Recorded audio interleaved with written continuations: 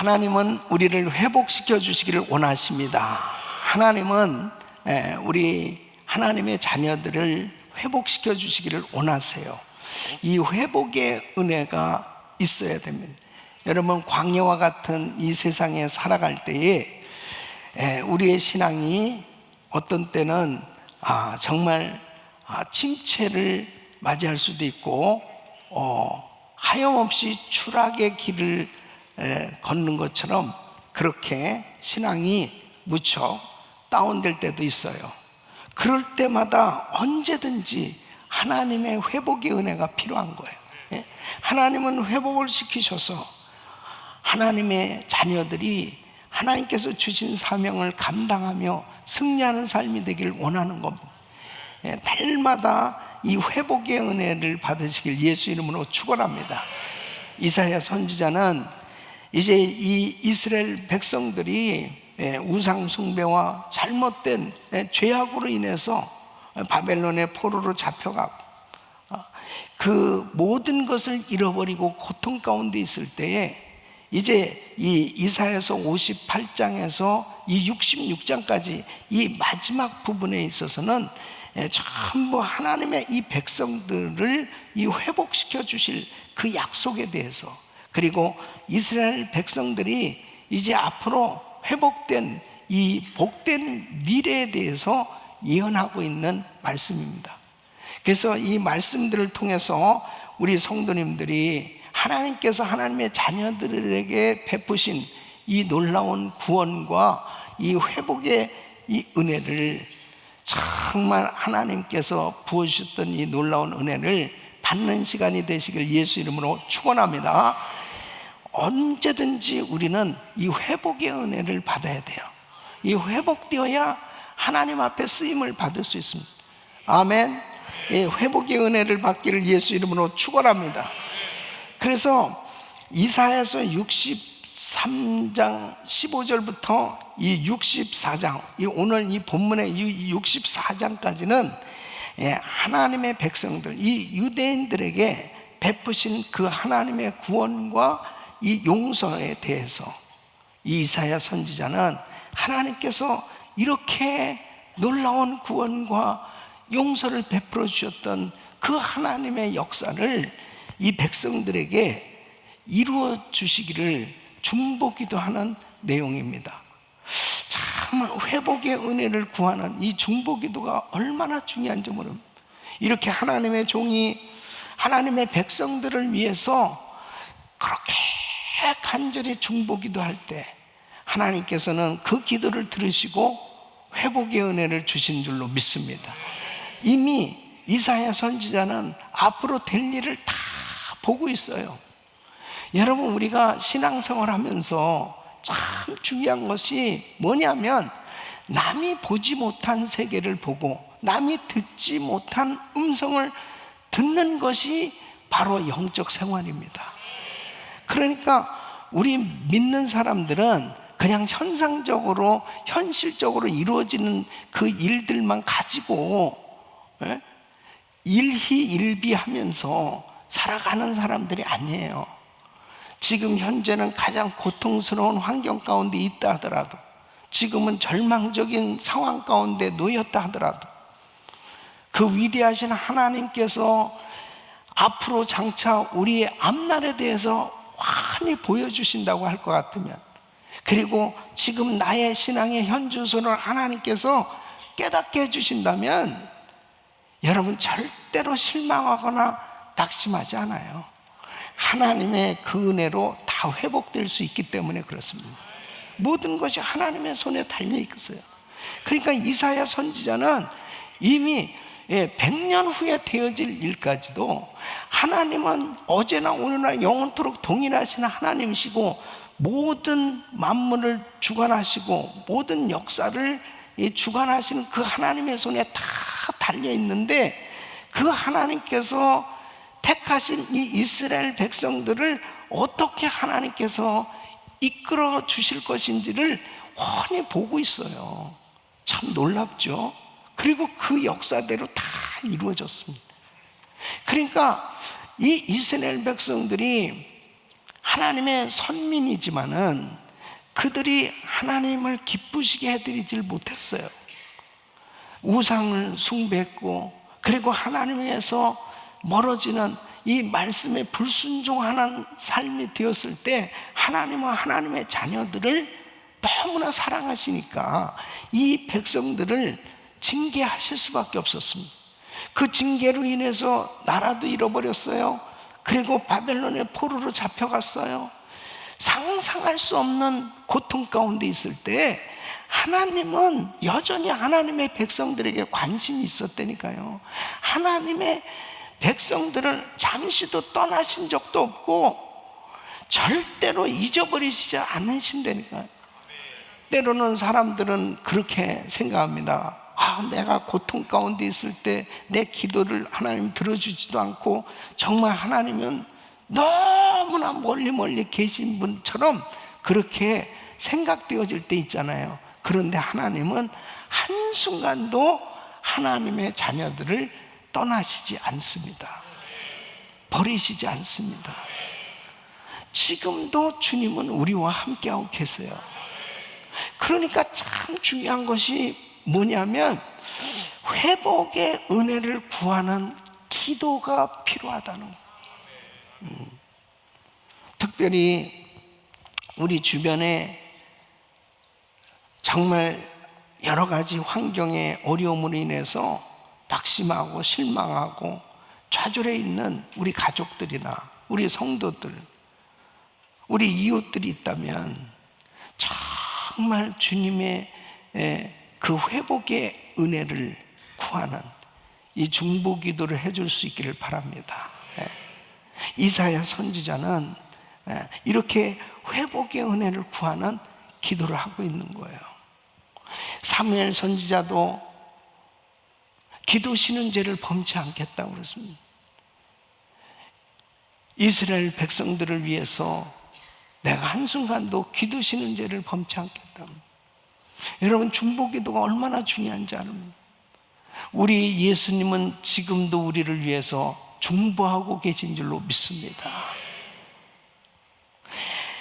주님 앞에 오늘 밤, 오늘 이 말씀을 들으시면서 여러분들이 다 회복되어지는 이 놀라운 역사가 있기를 예수 이름으로 축원합니다. 지금 이사야 선지자는 어떤 중보 기도를 하냐면 이 회복의 은혜를 구하는 이 기도를 하는데, 첫째는 주님의 강림을 구하는 기도를 합니다. 이 주님의 강림이라고 하는 것은 주님의 임재를 사모하는 기도를 하는 것입니다. 하나님 임재하시옵소서. 자, 1절 말씀 보면 원컨대 주는 하늘을 가르시고 강림하시고 주의 앞에서 산들로 진동하기를 그랬습니다. 주는 하늘을 가르고 강림하시고, 유대 백성들이 바벨론에서 포로 생활하고 있는 상황에서 모든 걸 다 잃어버렸잖아요. 절망 가운데 있는 거예요. 그때에 하나님, 하늘로 하나님께서 강림하셔서 친히 저들을 건져 주시옵소서, 이렇게 기도하는 겁니다. 여러분, 주님이 강림하시면, 주님이 임재하시면 모든 것이 열려지는 줄로 믿습니다. 그래서 우리는 예배 때마다 하나님 임재를 경험하셔야 돼요. 내가 정말 답답하고 힘들고 참 짜증나고 참 속상하고 여러 가지 힘들다가도 성전에 들어와서 예배를 드리는 가운데 주님의 임재를 경험합니다. 주님의 임재를 경험하게 되어지면 모든 흑암의 세력이 떠나가는 역사입니다.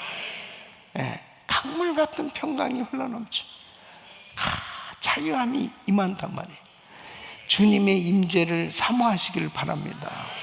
그래서 이사야 선지자는 하나님 앞에 바로 주님의 강림을 구하는 이런 중보 기도를 하고 있는 거예요. 여러분, 이스라엘 백성들이 포로 생활할 때에 강가에서 말할 수 없이 슬피 울었다고 그랬습니다.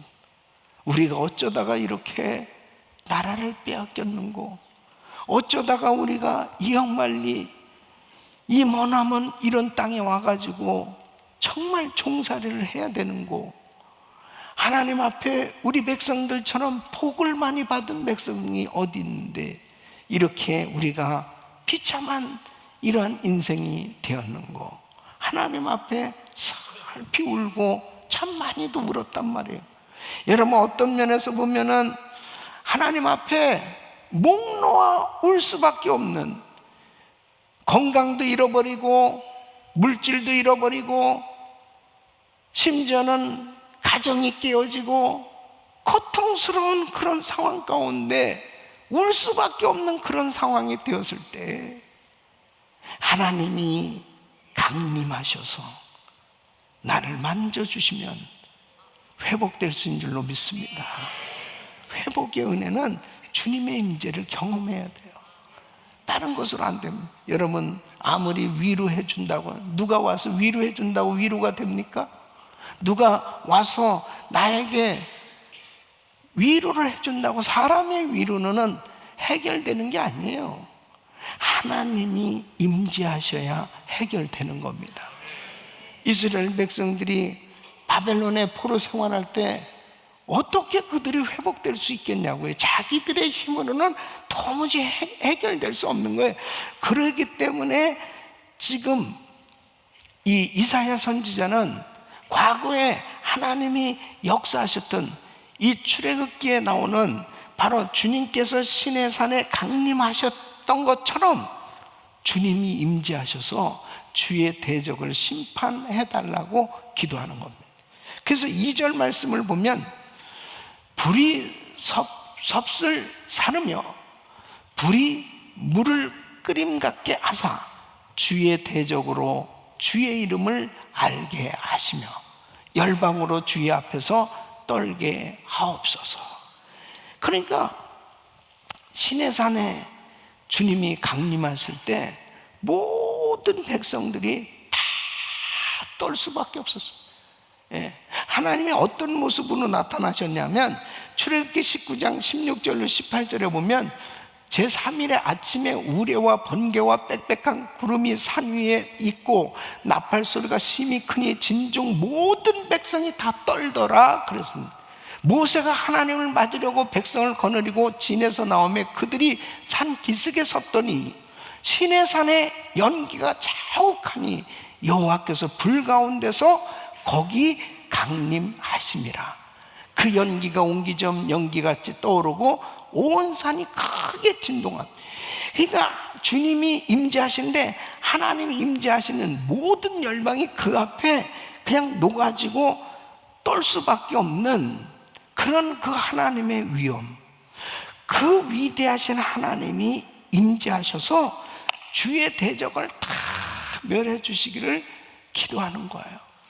자신의 힘으로는 해결할 수 없는 이 주의 대적은 바로 하나님을 대적한 마음으로 하나님의 백성들은 이 이스라엘을 침략하고 그리고 죽이고 압제하고 포로로 끌고 간 자들, 이런 이 대적들을 향해서 얼마나 이 마음 가운데 이 유대인들은 정말 이 대적들, 하나님 우리 힘으로는 저들을 대적할 수 없지만 하나님께서 시내산에 강림하셨던 그 위엄으로 하나님 강림하셔서 해결하여 주옵소서. 그렇게 기도하고 있는 것입니다. 여러분, 사실 하나님을 믿지 않는 사람들이 하나님 어디 있냐고 큰 소리 칠 때 해결될 수 있는 간단한 방법이 뭐겠어요? 그냥 하나님이 나타나시면 끝나는 거죠. 사실 하나님이 한 번만 나타나시면 그냥 그 앞에 아무 소리도 못하는, 요즘이 그렇게 그 많은 간증들이 있는데요, 무슬림 지역에 그 무슬림들이 어떤 때는 하나님께서 정말 환상으로 그런 꿈으로 나타나셔가지고 그들이 그 하나님의 위대하심 앞에 두려워하며 그 하나님을 영접하는 역사가 일어난다. 주님이 하시면 되는 거 아니었어요? 그 하나님의 역사가 일어나는.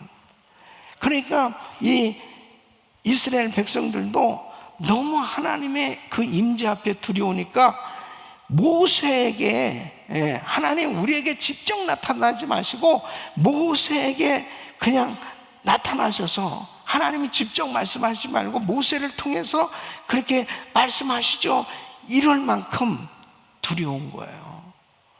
여러분, 오늘날은 우리가 성령 받고 우리 주님과 이렇게 기도하면서 교제할 수 있게 된 건 얼마나 큰 축복이에요. 그렇죠? 그러나 주님의 임재를 경험하지 못하면 사람들은 하나님을 온전히 경외할 줄 모릅니다. 하나님을 경외하는 게 잘 안 되는 거예요. 그러니까 하나님을 모르는 사람들은 하나님을 두려워하지 않잖아요. 그러니까 하나님을 모욕하고 그렇게 하고, 하나님의 교회를 조롱하고, 예수 믿는 사람들을 조롱하고, 하나님을 우습게 여기는 그러한 핍박을 함부로 하게 되는 거죠. 그때 이 시편 2편 4절에 이렇게 말씀합니다. 하늘에 계신 자가 웃으시며 주께서 저희를 비웃으시리로다 그랬습니다. 그러니까 하나님을 욕하고 예수 믿는 사람들을 핍박하고 조롱하는 사람들 있잖아요. 그럴 때 주님이 픽 하고 웃으신다니까요. 주님 앞에 까불지 말란 말이에요. 까불지 말란 말이에요. 요즘 최근에 터키 한 국회의원이 지금 이스라엘과 팔레스타인 전쟁이 일어났잖아요. 그래서 막 이스라엘을 향해서 비난을 하면서 막 조롱을 하고 그리고 저주를 퍼붓는데 갑자기 팍 쓰러지게 됐다는 거예요. 우연한 거라고 생각할지 모르지만 절대로 하나님이 택한 하나님의 백성들을 조롱하거나 저주하는 것은 하나님을 저주하는 거예요. 그렇기 때문에 정말 하나님 앞에 우리는 더욱더 두려운 마음을 가지고 그 하나님의 임재를 사모할 수 있기를 바랍니다. 그래야 하나님이 기뻐하시는 그런 신앙생활을 할 수 있어요. 그러니까 함부로 그냥 하나님이 믿어지지 않는다고 해서 함부로 하나님의 교회를 막 모욕하고 예수 믿는 사람들을 막 비난하고 그런 건 참 두려운 일이에요. 여러분, 다니엘서 5장에 보면 이 벨사살 왕이 이제 그 예루살렘 성전에서 그 기명, 기구, 그 하나님을 예배하는 그 제사하는 그 기구들을 다 가지고 왔잖아요.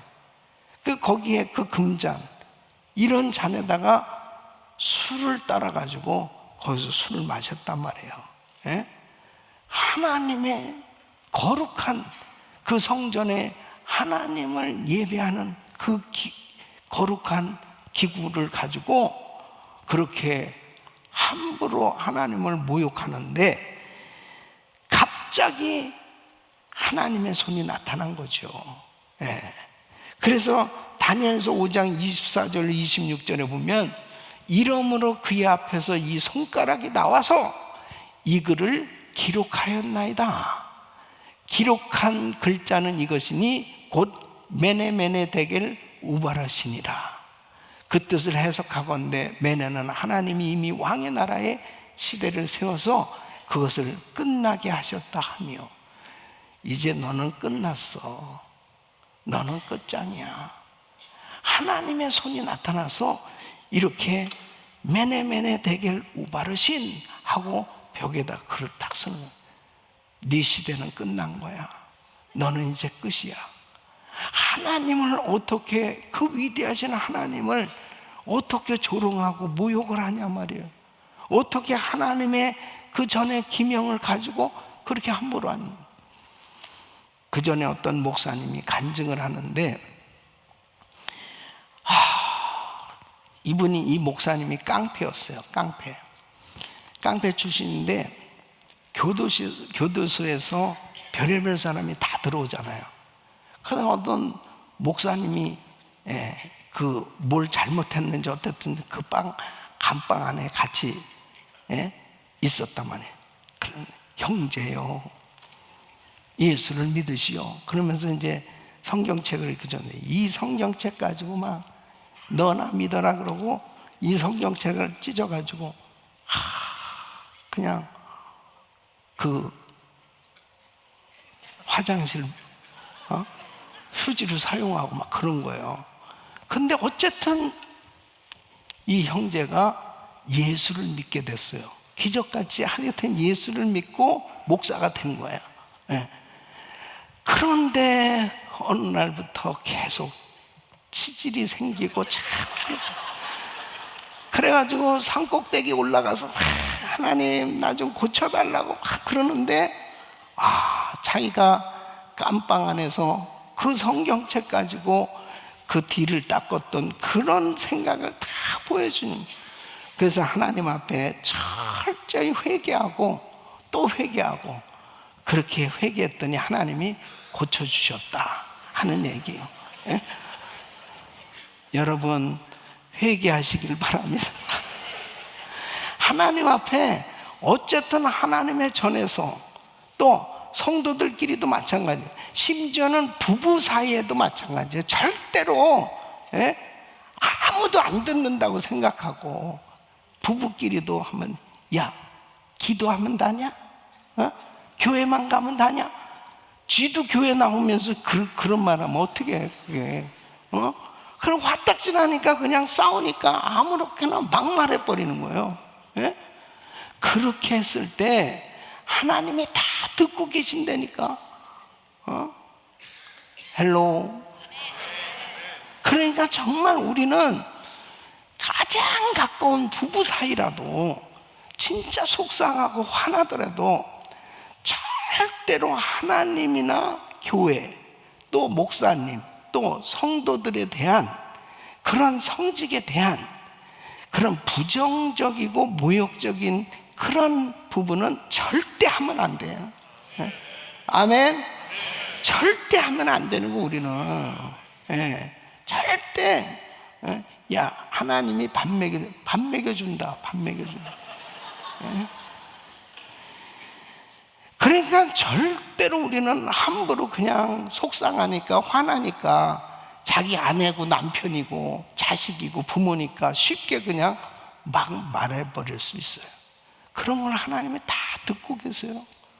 하나님께만 영광이 될 수 있기를 바랍니다.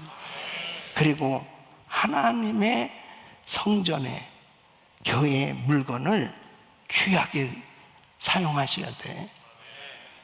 너무 신기한 거는 교회 물건은 발이 달렸다는 사실입니다. 정말 신기한 거예요. 어디 여기 있는 게 설설설설 저렇게 가서 다른 데로 가 있고, 혹시 집에 가 있나 한번 잘 생각해 보세요. 어떻게 우리 집에 여기 와 있지? 이런 것들 그대로 갖다 놓으시기를 바랍니다. 이게 신기한 거예요. 그러니까 하여튼 하나님 앞에 모든 하나님에 속한 것들에 대해서 경건한 마음으로, 그리고 하나님을 높여드릴 수 있기를 바랍니다. 그러니까 하나님의 백성들에 대해서 이렇게 막 함부로 하는 그런 부분에 대해서 하나님께서는 절대로 용납하실 수 없다는 거예요. 그래서 이사야 선지자는 바로 하나님 임재하셔서 하나님이 친히 대적하시옵소서, 하나님이 친히 하시옵소서, 이스라엘의 하나님이 참으로 두려워할 전능자 하나님이심을 고백하고 있는 말씀입니다. 그래서 3절로 4절 보면, 3절로 4절, 주께서 강림하사 우리의 생각 밖에 두려운 일을 행하시던 그때에 산들이 주의 앞에서 진동하여 싸우니 주 외에는 자기를 앙망하는 자를 위하여 이런 일을 행한 신을 예로부터 들은 자도 없고 귀로 깨달은 자도 없고 눈으로 본 자도 없었나이다. 그러니까 하나님께서 정말 하나님 되심을 드러내실 때 정말 어마어마한 하나님의 영광을 보여주셨잖아요. 그게 예를 들면 홍해바다를 육지같이 건너게 된 일을 어떻게 만들 수가 있습니까? 정말 귀한 방법 아니겠어요? 하나님은 정말 위대하시다. 그 이스라엘 백성들이 홍해바다를 육지같이 건너면서도 이 물벽이 쫙 세워진 거예요. 이 물고기들이 왔다 갔다 하는데 여기까지는 안 들어오는 거예요. 그래서 다 보면서 수족관을 보면서 가는 거예요. 너무 정말 한번 생각해 보세요. 그 광경을. 그 다음에는 이 애굽의 군대가 추격해 들어오는데 그 군대도 이제 그 물 안으로 들어왔다고요. 홍해 바다 안으로 추격해 들어오는 거예요. 말을 타고 추격해 들어오는데 추격해 들어오는 그 순간에는 물이 쫙 다 그냥 길을 내는 이스라엘 백성들에게만 그렇게 바다가 육지같이 되고 그 추격해 오고 있는 그 애국 군대는 전부 수장된 거예요. 물에 다 빠져 죽게 된 거예요. 하나님만이 하실 수 있는 거 아니겠어요? 지금도 마찬가지입니다. 그 위대하신 하나님은 지금도 여전히 살아 역사하십니다. 그래서 우리의 생각밖에 두려운 일이라는 것은 출애굽 이후에 주님이 시내산에서 강림하신 사건을 의미하는 거예요. 이렇게 과거의 역사가 자신들의 시대에도 동일하게 하나님 하실 수 있지 않습니까? 그렇게 하나님 앞에 기도하는 내용이 오늘 이 이사야 선지자가 지금 과거에 그렇게 역사하신 하나님 지금도 하실 수 있지 않습니까? 그렇게 기도하는 거예요. 여러분, 주님은 하실 수 있어요. 지금 불치병을 앓고 또 지금 온라인으로 예배를 드리시면서 지금 병상에서 예배 드리는 성도님 계시거든요. 선교사님들도 계시고 하나님이 만져주시면 되는 거죠. 하나님 만져주시면 되는 거예요. 자, 그러면 예수님의 초림 때 메시아가 나타나셨어요. 예수님의 초림 때는 구원주로 나타나셨습니다. 그래서 심판하시질 않았어요. 주님은 어린 양 대신 우리 주님이 제물로 그냥 자신을 드리셨어요. 그래서 구원의 길이 열려진 거예요. 그냥 어떠한 죄인도 다 주님에게만 오면 구원받을 수 있는 길이 열려진 거예요. 그런데 재림 때는 예수님이 다시 오실 때는 심판주로 오십니다. 이 심판주로 오실 때는 그때는 이제 끝장난 거예요. 그러니까 여러분, 예수님이 재림하시는 그때는 이제는 구원의 여망이 없는 거예요. 그때는 그냥 분명하게 판결이 되는 겁니다. 천국 아니면 지옥이에요. 그래서 계시록 1장 7절에 이렇게 말씀해요. 예수님이 재림하실 때 볼지어다 구름을 타고 오시리라. 각인의 눈이 그를 보겠고, 모든 사람, 모든 족속, 모든 민족이 재림하시는 예수님을 보게 될 거예요. 그를 찌른 자들도 볼터요. 핍박하고 예수를 죽이고 그렇게 했던 그 대적자들도 다 보게 될 거라는 거예요. 땅에 있는 모든 족속이 그를 인하여 애곡하리니 그러하리라. 모든 족속이 그를 인하여 왜 애곡을 해요? 심판주로 오시기 때문에. 이럴 줄 알았으면 정말 예수 믿는 건데, 이럴 줄 알았으면 내가 정말 하나님을 믿는 건데, 하나님 뜻대로 살아야 되는 건데, 막 그렇게 애통할 날이 온다니까요. 그러니까 지금 잘 믿어야 되는 거예요. 지금. 예, 지금 잘 믿어야 되는 거예요. 나중에는 그냥 땅을 치면서 후회할 그날이 온다는 거죠. 그래서 우리는 정말 심판주로 오신 메시아, 그 예수님을 믿는, 나의 삶에 절대적인 권세를 가지고 역사하시는 그 주님을 내가 확실히 믿는다면 어떤 어려운 가운데 흔들림이 없습니다. 흔들림이 없어요. 왜? 그분께서 역사하시니까요. 흔들림이 없습니다. 그러니까 내가 지금 신앙생활 하는데 나에게 지금 고난이 왔어요. 정말 사람들이 볼 때 어떻게 이렇게 불행할 수 있어? 이럴 만큼 너무 힘든 그런 고난 가운데 있을 때 우리가 어떻게 반응을 해야 될 거예요? 무엇을 선택할 거냐? 너무 중요한 거예요. 그런 고난과 시험과 어려움을 겪을 때 내가 하나님을 원망할 것이냐, 아니면 하나님을 두려워할 것이냐, 이걸 선택해야지. 여러분은 무엇을 선택하겠어요? 예? 하나님을 원망하시겠습니까? 하나님 앞에 두려움을 갖겠습니까? 그렇죠. 하나님 앞에 두려움을 가져야 돼. 왜 이런 일이 일어나는가? 그랬을 때 원망하면 망하는 거예요. 그러니까 이스라엘 백성들이 광야 생활할 때 계속 고난의 연속이었잖아요. 예?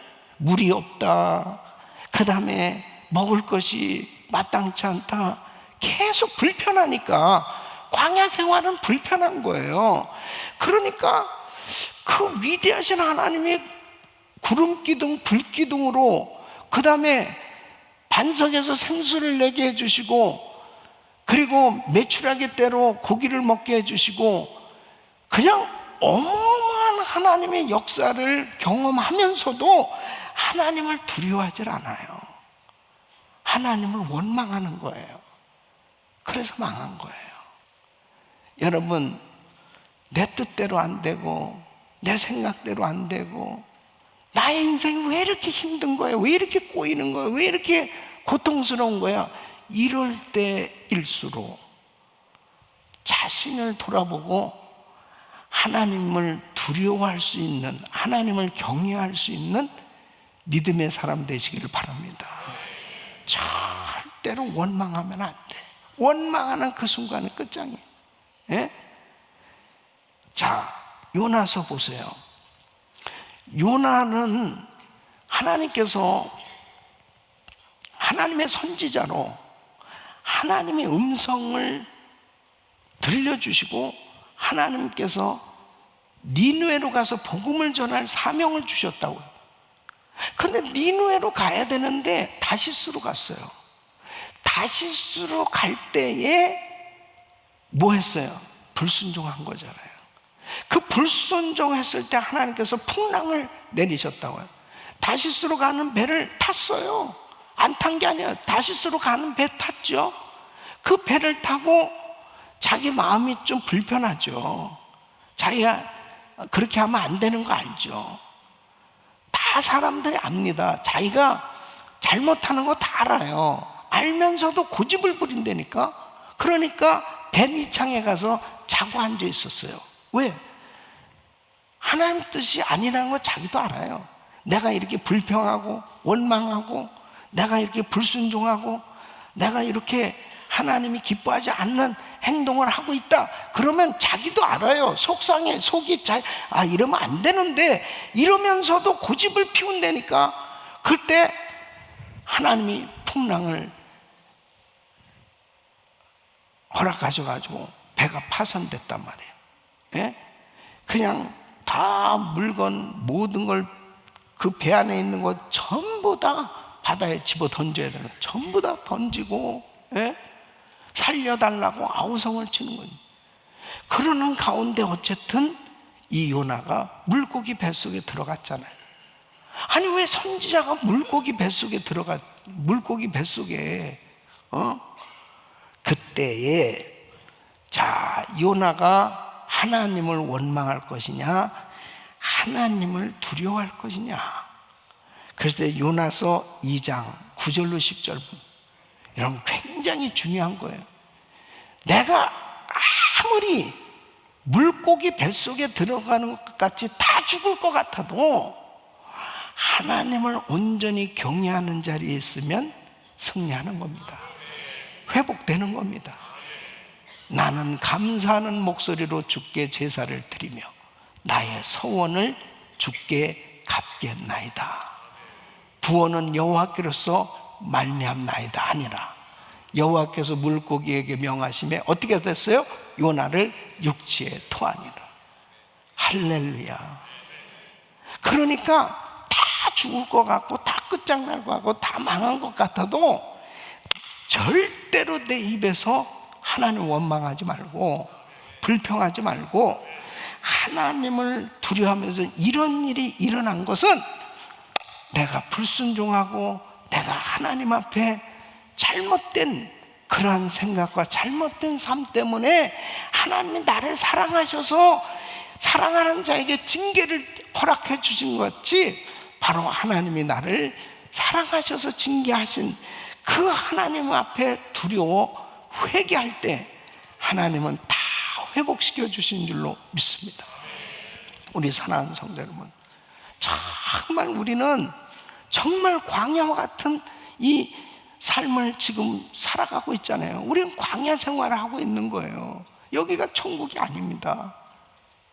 그럴 때 내가 정말 하나님 앞에 회복의 은혜를 순간순간 하나님 앞에 기도해야 되는데, 그러기 위해서는 하나님의 임재를 늘 사모하시고, 그리고 내가 하나님을 원망할 것이냐 하나님을 두려워할 것이냐 항상 하나님 앞에 떨리는 마음으로 주님의 뜻에 온전히 순종하지 못했던 걸 회개하고 돌이키고, 그리고 하나님이 기뻐하는 자리에 있으면 하나님께서 다 회복시켜 주실 줄로 믿습니다.